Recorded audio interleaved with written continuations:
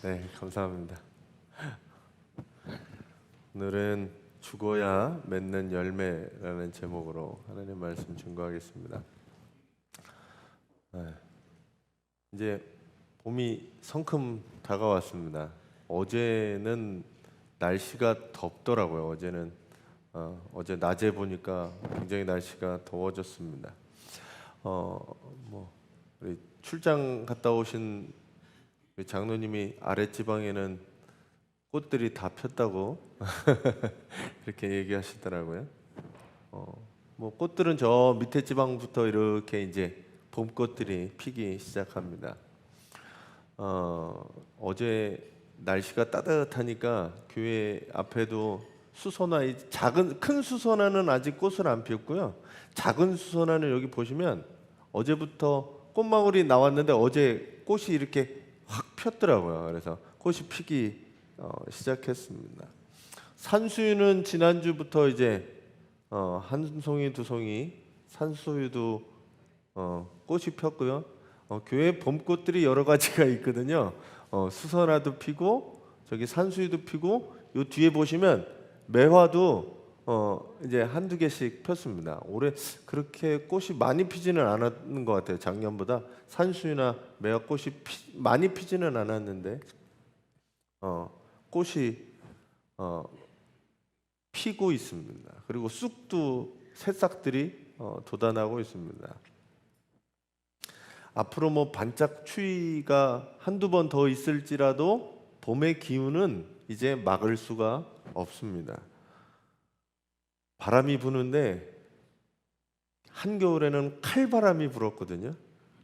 근데 요즘에는 바람이 불어도 바람 속에 따뜻한 기운이 이렇게 불더라고요. 옛날처럼 이렇게 칼로 부는 게 아니라 봄바람 살랑살랑 봄바람이 따뜻한 기운이 생명을 품은 생명의 바람들이 불어옵니다. 교회 앞마당에도 생명들을 피워내느라 이 식물들은 바쁜 시간들을 보내고 있습니다.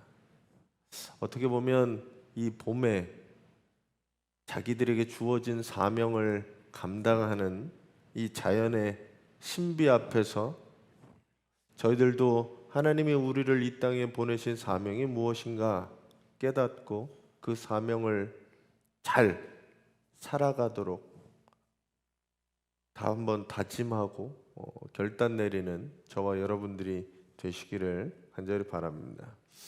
오늘은 교회를 다니는 사람이든 다니지 않는 사람이든 많이 들어본 얘기 중에 하나입니다.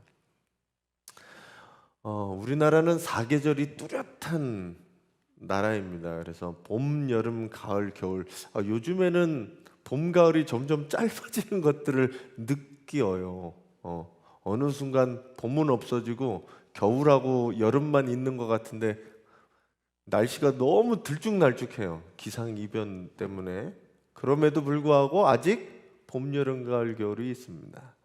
봄에는 꽃도 피고 싹이 나고 시작하지요. 그래서 여름 동안 무럭무럭 자라납니다. 네.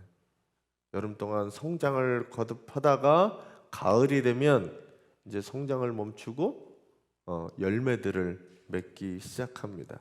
그리고 겨울이 되면 자기가 그동안 성장해 왔던 것들을 다 떨궈내요. 다 떨궈내고 그리고 잠잠히 그러고 있습니다. 그리고 또 봄이 되면 죽은 것 같은 그 딱딱한 나무 껍질 속에서 여리고 여린 생명들이 다시 또 솟아나게 됩니다. 가을의 이 열매들은 그래서 뭘 품고 있냐면 씨앗을 품고 있습니다. 씨앗 안에는 새로운 생명들이 그 안에 자리 잡고 있습니다. 씨앗을 보면 아무것도 없는 것 같지만 그 씨앗이 심겨질 때 그 씨앗 안에는 잎도 있고 꽃도 있고 열매도 있습니다. 작은 씨앗 안에 아무것도 보이지 않는 씨앗 안에 그 많은 것들이 들어 있습니다. 저는 이게 생명의 신비라고 생각합니다. 별거 아닌 것 같은 그 동그랗고 까만 아니면 그렇게 생긴 씨앗들이 싹이 나기 시작하고 줄기가 자라고 꽃이 피고 또 열매를 맺어간다는 거죠. 그래서 하나의 씨앗은 그 안에 우주를 담고 있습니다. 한 생명은 그래서 우주를 담고 있습니다. 생명 하나하나가 다 소중합니다. 어느 생명 하나 허투루 어느 생명 하나 그렇게 쉬이 볼 생명은 없습니다. 생명의 신비를 볼 때 저는 하나님의 신비를 깨닫습니다. 아, 하나님이 계시구나. 그래서 어떤 분은 그런 얘기를 하시더라고요. 목사는 근처에 생명들이 항상 있어야 된다고. 제가 여기 꽃꽂이를 안 놓는 이유 중에 하나는 그런 겁니다. 꽃꽂이는 이미 생명이 아니에요. 생명을 다 꺾어놓고 죽여놓고 잠깐 보려고 하는 그거는 저는 좋아하지 않아요. 그래서 꽃꽂이 안 해요. 차라리 화분을 놓으면 화분을 놓지. 근데 교회 본당에 화분을 놓으면 자꾸 죽어요. 여기가 춥기도 하고 여기가 식물이 살기에 부적절한 장소예요. 교회 안이. 그래서 저 밑에다 놓습니다. 그만큼 생명은 소중하고 하나님의 신비를 담고 있습니다. 오늘 예수님이 설명하는 이 자연의 신비는 미랄에 대한 얘기입니다. 잘 아시겠죠? 미랄에 대한 얘기를 하기 전에 앞서서 왜 미랄에 대한 얘기를 했는지 앞서 내용을 좀 살펴봐야 됩니다. 제가 항상 말씀드리는 거지만 성경은 앞뒤 문맥을 이해하고 왜 이 얘기가 나왔는지 알고서 그 이야기를 해야지 그것만 뚝 잘라서 이야기하면 전혀 다른 이야기를 할 수 있게 돼요. 지난주에 어떤 아줌마가 저한테 와서 이것저것 물어봤어요. 이것저것 물어보는데 자기가 궁금한 거를 막 물어보는데 성경 구절 하나 뚝뚝뚝뚝 끊어갖고 물어보는데 제가 답변할 수가 없겠더라고요. 그렇게 물어보면 제가 어떻게 해줄 수가 없습니다. 왜냐하면 전후 문맥을 이해해야 그것들을 정확하게 이해할 수 있어요. 이단들이 잘하는 게 뭐냐면 앞뒤 문맥 끊지 않고 여기 뚝 저기 뚝 잘라갖고 이어붙여가지고 이게 하나라는 거예요. 그러면 그런 데를 조심하셔야 됩니다. 왜 이 이야기가 나왔냐면 자 오늘 이야기가 시작이 그렇습니다. 예배하러 올라왔던 헬라인들이 있었습니다. 세번역에서는 그리스 사람들이 이 예루살렘으로 예배하러 온 사람들이 있었어요. 그래서 빌립에게 이야기합니다. 원래 이 빌립은 헬라 문화권에서 자랐던 사람이기 때문에 이름이 이 필립이라고 하는 게 헬라의 이름이었어요. 유대식 이름이 아니라. 그래서 빌립한테 얘기를 했고 빌립은 안드레를 찾아가서 예수님의 그 핵심 멤버들이잖아요. 안드레, 베드로, 요한 이렇게. 그래서 안드레한테 얘기해서 예수님께 갑니다. 예수님께 가서 물어보는 것들이 뭔지 정확하게 나오지는 않지만 그리스도에 대한 얘기들을 물어봤을 거고 그리고 예수님께 그 이야기를 들은 예수님이 답하는 장면에서 예수님이 뭐라고 얘기하시면 인자가 영광을 얻을 것이다 라고 이야기합니다. 영광이란 말을 좀 생각해 보려고 그래요. 영광을 받는 것, 영광을 얻는 것, 그게 뭔가? 예수님께서 여기서 인자가 영광을 받을 것이다 라고 했는데 영광을 받는다는 것이 여러분들이 생각할 때 영광을 받는 건 어떤 겁니까?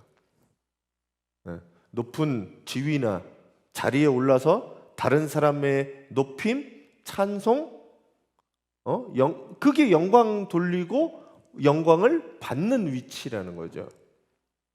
존경과 찬양을 받는 일, 그게 바로 영광 받는 거예요. 모든 사람들이 그렇게 했고, 오늘 예수님을 찾아온 헬라인이나 유대인 예수님의 제자들도 예수님께서 영광 받으시는 게 뭐라고 생각하냐면, 이제 저 높은 자리에 올라가셔서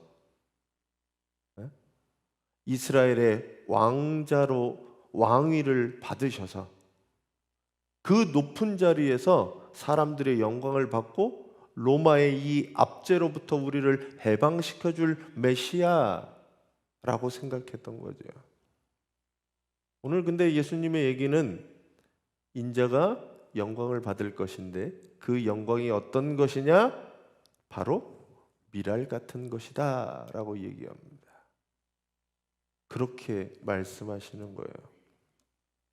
제자들이 생각하는 영광, 그 영광은 사람들이 나를 알아주고 나를 높여주고 나를 존경해주고 그런 영광을 받을 줄 알았는데, 예수님의 영광은 미랄 같은 영광이었습니다. 미랄은 땅에 떨어지는 게 미랄인 거예요. 미랄은 썩어지는 게, 죽어지는 게 미랄의 본분이라는 겁니다. 예수께서 하늘 영광을 버리시고 하나님인데도 불구하고 사람처럼 되셨습니다. 땅에 오신 거죠. 땅에 버려진 거지요. 그리고 그분은 십자가에 죽으셨습니다. 그게 바로 예수께서 영광을 받으시는 길이었습니다. 우리가 예수님을 그리스도로 메시아로 믿는 이유는 그분께서 땅으로 오셨고 죽으셨기 때문에 그분이 우리의 메시아가 되는 겁니다. 그분이 이 땅에 오지도 않고 죽지도 않고 그냥 그리스 로마 신화의 신처럼 저 하늘에서 신적인 모든 능력을 갖고 우리에게 오신 그런 신이라면 우리는 그분을 메시아로 믿지 않습니다. 하지만 예수는 그러지 않으셨다는 거죠. 스스로 땅에 떨어지셨고 스스로 죽어지는 미랄이 되셨습니다. 예수 그리스도를 믿는다는 것, 그분을 따른다는 것, 우리도 미랄처럼 되는 길입니다. 여기가 무슨 축복받고 능력받아서 높은 자리로 부자로 그렇게 살라고 예수를 따르는 길이 아닙니다. 여러분들은 미랄로 살기 위해 예수님을 믿기 시작하신 분입니다. 그렇게 살아가는 저와 여러분 되시기를 간절히 바랍니다. 미랄에 대한 얘기를 하잖아요.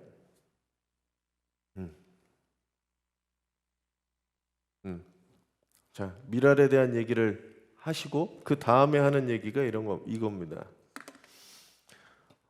우리 25절 같이 한번 세 번역으로 같이 한번 읽어주세요. 같이 한번 읽어주세요.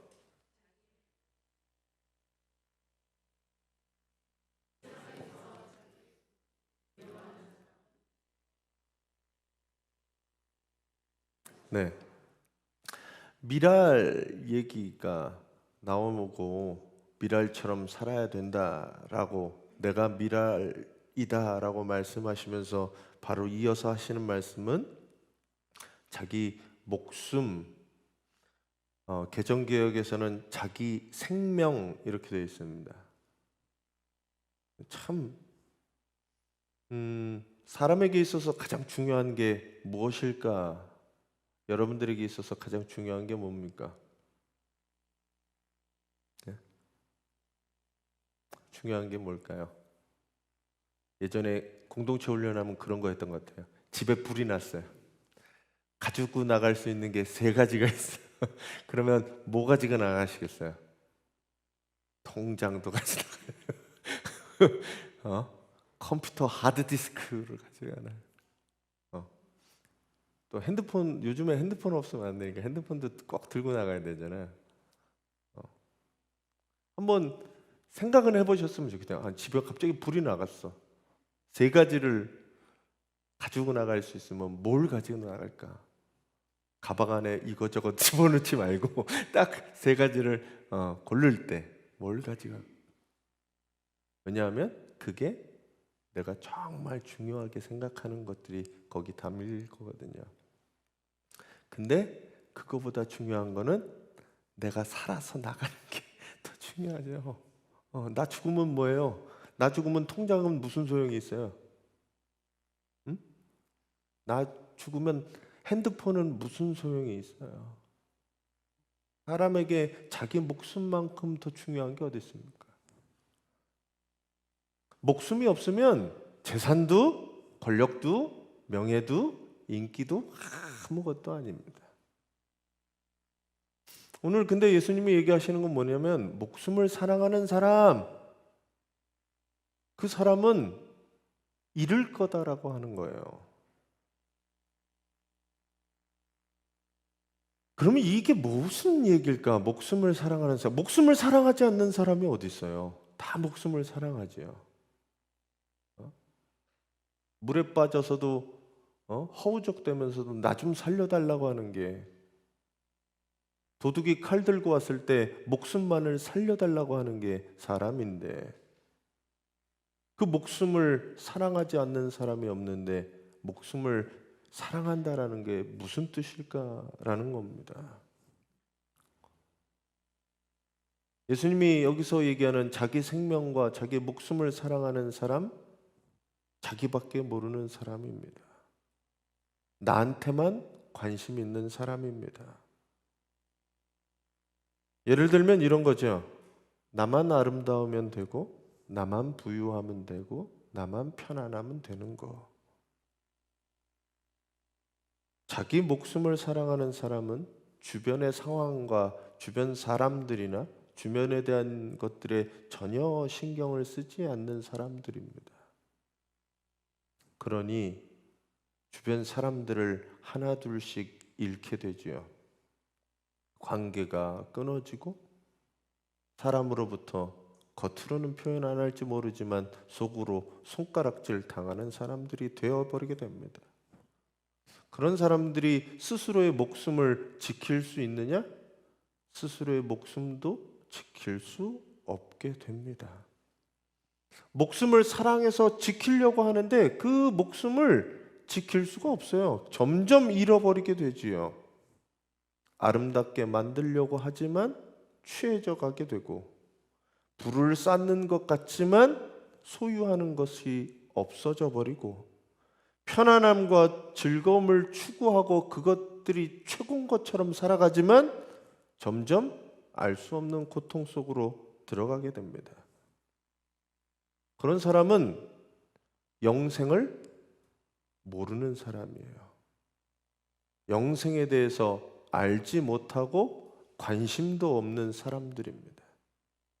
그러니 삶의 이유와 목적을 상실한 채 이 땅의 생명, 그 육체의 생명만 생각하며 살아가는 사람입니다. 함께 먹고 사는 게 인생의 전부죠. 살기 위해 먹는 것이 아니라 먹기 위해 살아가는 사람들이 어느 순간 되어버린다는 이야기입니다.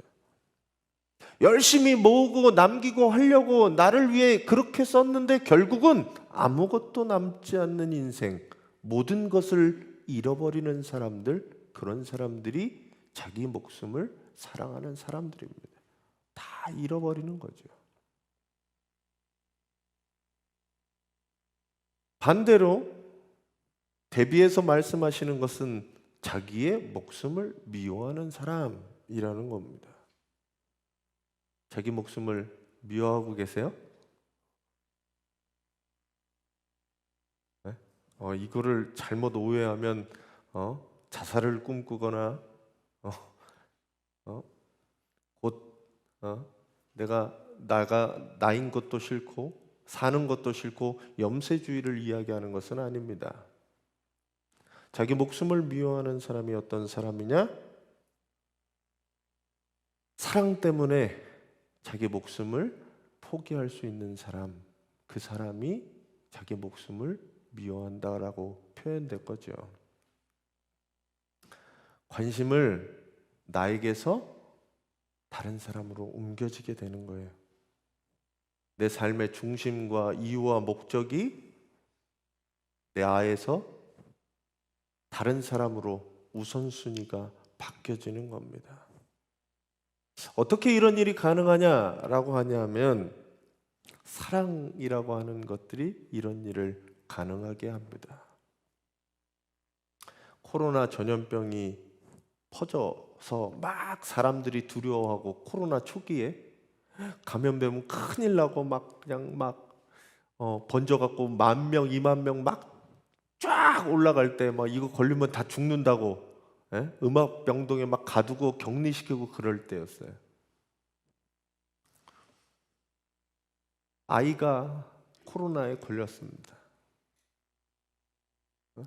아이 혼자 코로나에 걸렸어요. 근데 그 아이 혼자 코로나 병실로 들어갈 수가 없잖아요. 엄마는 어떻게 해요? 엄마는 아이 혼자 보낼 수 없으니 내가 코로나에 걸리더라도 아이하고 같이 들어가는 거죠. 어린아이일 경우 4살, 5살 그 아이가 병원에서 혼자 어떻게 모르는 사람하고 지내요. 엄마는 자기가 코로나에 걸릴 줄도 알았는데 같이 들어가는 겁니다. 그게 사랑이 때문에 그래요. 그 사람들은 코로나가 안 무서웠겠어요? 그 사람은 자기가 죽는지 모르고 그런데 안 들어가겠어요? 사랑이라는 게 뭘 하게 만드냐면 나보다 더 중요한 것들을 만들고 내 목숨을 내어놓을 수 있게 만든다는 겁니다. 사랑은 자기의 생명을 내어놓을 수 있게 하는 힘이 있습니다. 아이들이 아파 보면 그것들을 느끼게 되죠. 부모가 되면. 그래서 가끔은 교통사고 장면에서 엄마가 아이를 위해서 대신 죽어줄 수도 있는 게 이 사랑 때문에 그렇습니다. 사랑은 자기 생명을 내어놓도록 만들지요. 그 사랑은 예수 그리스도의 사랑에서 드러나게 됩니다. 예수님이 우리가 뭘 잘해서 우리가 뭔가 의로워서 뭔가 깨끗하고 뭔가 쟤는 앞으로 잘 될 거기 때문에 우리에게 자기 목숨을 투자하고 그렇게 우리에게 내어주신 게 아니었다라는 거죠. 여전히 죄악에 빠져 있는 우리를 위해 스스로 사람처럼 되셨고 그리고 십자가에 죽으셨다는 겁니다. 예수 그리스도의 그 사랑이 그분의 목숨을 미워하도록 만들었다는 거죠. 내어놓도록 만들었다는 거죠. 그리고 그 예수 그리스도의 생명과 목숨 때문에 우리는 영생에 이룰 수 있게 되었습니다. 영생에 이르도록 우리를 이끄신 분은 그래서 예수 그리스도입니다. 그래서 우리는 예수 그리스도의 사랑을 배우고 나는 그렇게 그 사랑으로 살지 못하지만 그 사랑을 힘입어서 나도 그 사랑을 실천하면서 살아가는 게 그분을 따른다는 사람들이 하는 일입니다. 여러분들이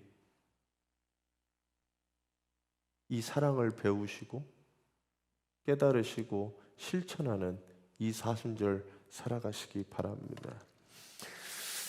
마지막에 얘기하시는 게 이거예요.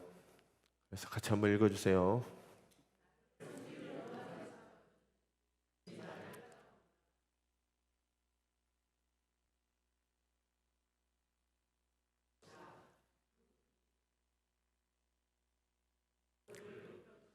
예.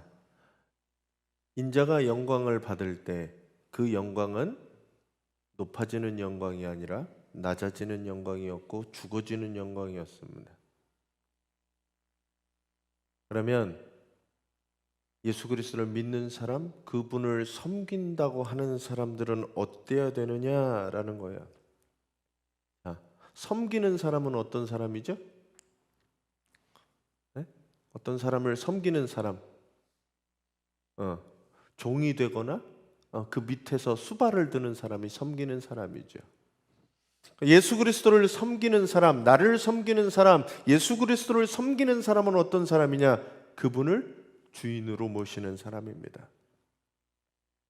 여러분들이 주님, 주여라고 부를 때 예수 그리스도를 주님이라고 부르는 이유 중에 하나는 이겁니다.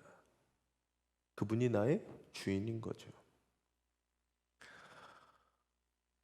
한번 살펴봐야 할 것은 내가 예수님을 섬기고 있는지 예수님이 나를 섬기고 있는지 돌아보시면 됩니다. 많은 성도들이 예수님을 부려먹고 있어요. 이거 해주세요, 저거 해주세요, 도와주세요, 뭐 해주세요. 왜 안 해주세요? 기도라는 명목으로 예수님을 부려먹고 있어요. 누가 누구를 섬기는지 모르겠어요.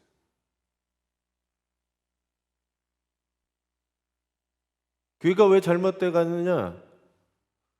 예수님을 섬기고 예수님이 주인이 아니라 다 자기가 주인이고 예수님을 부려먹으려고 해서 그래요. 부려먹으려고.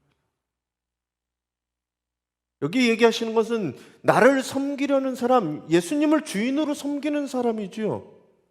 내가 예수님을 부려먹고 있는지 예수님이 나를 부려먹고 있는지 돌아보셔야 돼요. 예수님은 나에게 이거 해라 저거 해라 얘기해도 나는 전혀 듣지 않고, 주님은 내 말을 들어야 되고, 그러니 주님을 따라갈 수가 있겠습니까? 따라가는 것처럼 보이는 거죠. 교회를 내가 다녀주는 거죠.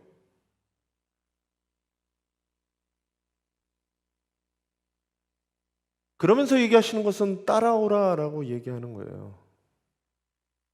주님을 섬기는 사람, 전적으로 주님의 뜻에 따라 살아가는 사람입니다. 십자가의 길을 따르는 것이고 그것이 내가 해야 될 일인 거죠. 요즘 사순절 새벽기도 하는데 새벽기도 본문 그 내용 중에 그런 게 있더라고요. 내 마음 속에 나랑 주님이 살고 있는데 싸우면 누가 이겨요? 나랑 주님이 싸우면 누가 이겨요? 항상 주님이 저 터지고 지는 거예요.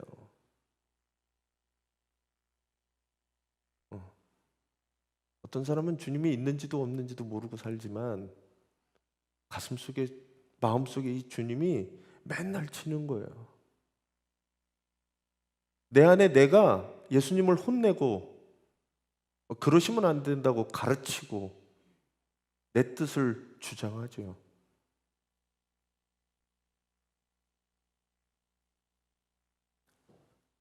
주님을 섬기고 주님을 따르는 사람은 그런 게 아니라는 이야기입니다. 오늘 나를 섬기는 사람은 내가 있는 곳에 함께 있을 거다라고 얘기합니다. 주님이 계신 그곳이 곧 천국입니다. 주님 계신 그곳이 내가 있어야 할 곳입니다. 내가 있는 곳에 주님을 오라고 하는 게 아니라 주님 계신 곳에 내가 가 있는 거예요. 그런 사람에게 주님이 함께 하시고 그렇게 섬기는 사람에게 하나님께서 그 사람을 높여주신다고 말씀합니다. 이 사순절 기간 우리들의 삶을 다시 한번 돌아보고 누가 누구를 섬기는지 고민하며 삶을 돌이키는 성도님들이 되시기 바랍니다. 말씀을 정리하겠습니다. 오늘 예수님께서 인자가 영광을 받을 때가 왔다라고 말씀하시면서 인자가 받을 영광은 환호와 칭찬이 아니라 고난과 죽음이라는 것을 제자들에게 말씀하십니다. 밀알이 땅에 떨어지고 죽어야 열매를 맺는 것처럼 예수 그리스도께서는 육신의 몸을 입고 땅에 떨어지셨고 십자가의 죽음을 영광으로 생각하셨습니다. 예수님께서 처음부터 부활의 영광을 생각하고 그 받을 것 때문에 이 고난을 감내하신 것이 아닙니다. 예수 그리스도의 사명은 어디까지였냐 하면 죽는 것까지였어요. 그냥 십자가의 죽음이 내가 해야 될 영광의 끝으로 보셨습니다. 그분은 죽기까지 순종하셨고 죽기까지 순종한 예수 그리스도를 하나님께서 살리셨습니다. 그리고 높이셨습니다. 자기 목숨을 사랑하는 사람은 잃어버릴 것이고 자기 목숨을 미워하는 사람을 영생을 얻을 것이다라고 주님은 말씀하셨습니다. 주님의 사랑을 믿고 섬기고 따르는 우리들이 해야 될 것은 여전히 나는 내 육체와 물질과 즐거움을 쫓아 살아가는 나를 인정하고 그분 앞에 나를 내려놓는 것입니다. 나는 원래 그래요. 그래서 나는 스스로 바꿀 수 없지만 예수 그리스도의 그 십자가 사랑에 힘입어 나를 바꿔달라고, 나를 불쌍히 여겨달라고, 그 주님을 의지할 때 내가 바뀌어지기 시작합니다. 사순절의 시간들을 지나면서 지난날의 나의 삶들을 회개하고 밀알처럼 떨어지고 죽어지는 성도들이 되시기를 간절히 바랍니다. 내가 부서져야 돼요. 내가